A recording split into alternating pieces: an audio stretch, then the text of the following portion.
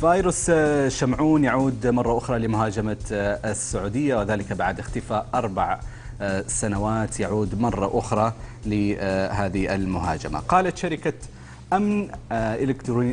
أمن إلكترونية أمريكية أن هذا الفيروس المستخدم في الهجمات الإلكترونية المنظمة التي تتعرض لها عدة جهات حكومية ومنشآت حيوية وجهات أخرى في المملكة هو فيروس شمعون. وسبق لهذا الفيروس أن هاجم أجهزة كمبيوترات وشركات الطاقة في المملكة والشرق الأوسط، وذلك في عام 2012. وعبر حينها مسؤولون في أمن المعلومات في الولايات المتحدة عن اعتقادهم في أن تكون إيران وراء تلك الهجمات الإلكترونية. وأشارت أيضا هذه الشركات إلى أن الفيروس الجديد شمعون 2 عاد فجأة بعد 4 سنوات للنشاط مجددا لمهاجمة الأجهزة الحكومية في المملكة، وأيضا للاستيلاء على معلومات الدخول للنظام وزرع برمجية خبيثة لتعطيل بيانات المستخدم. معنا عبر الهاتف الأستاذ بدر الديبان، المستشار القانوني. أهلا وسهلا فيك أستاذ بدر.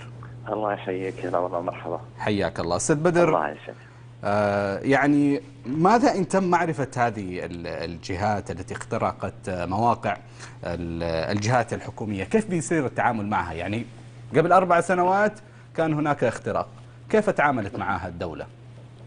صحيح. أول شيء يا أخي الكريم لابد حنا أنه نتحقق من مصادر المعلومات التي تنشر وإن كان في تصريحات خارجية عنها. حنا يلزمنا علشان نتأكد من صحة المعلومة ونقدر نستطيع أننا نعلق عليها لابد من تصريح داخلي بالمملكة.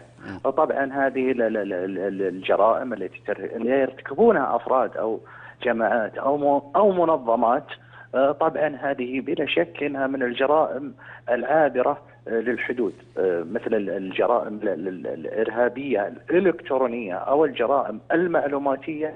هذه كلها جرائم ترتكب بدولة ويقع ضررها بدولة أخرى، وبالتالي نحن لازم أننا نعرف أو نحدد هل هو فرد، هل هم جماعة، هل هم منظمة، ومن أين هذا الضرر يأتي. يعني طب هذه المعلومة كيف يتم الحصول عليها؟ يعني لما تعرف ان هي جهة او شخص، يعني هل الموضوع سهل يعتبر او صعب؟ لا، هذه طبعا هذه يحكمها اتفاقيات دولية، يحكمها اتفاقيات دولية بالتعرف على المتهمين، وأيضا هناك اتفاقات دولية فيما يخص تسليم المطلوبين ومحاكماتهم بهذه الجرائم.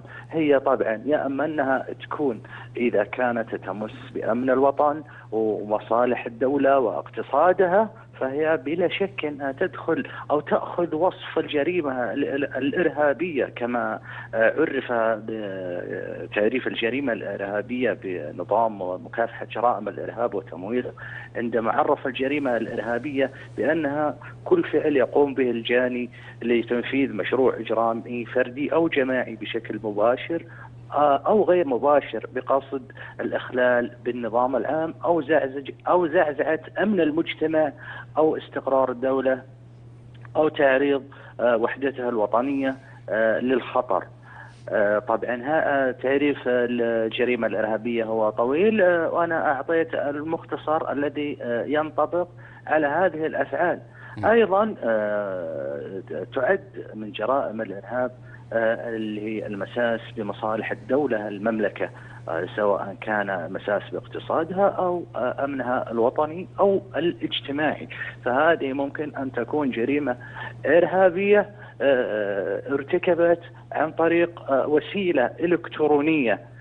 فالآن الجرائم التقليدية مع ظهور التقنية ومع ظهور أو ثورة وسائل التواصل الإلكترونية أصبحت الآن الجرائم لا ترتكب تقليدية وإنما ترتكب إلكترونية. طبعا هذه كلها يحكمها اتفاقيات دولية. طيب، شكرا لك مستشار القانون الأستاذ بدر الدبيان، شكرا جزيلا على هذه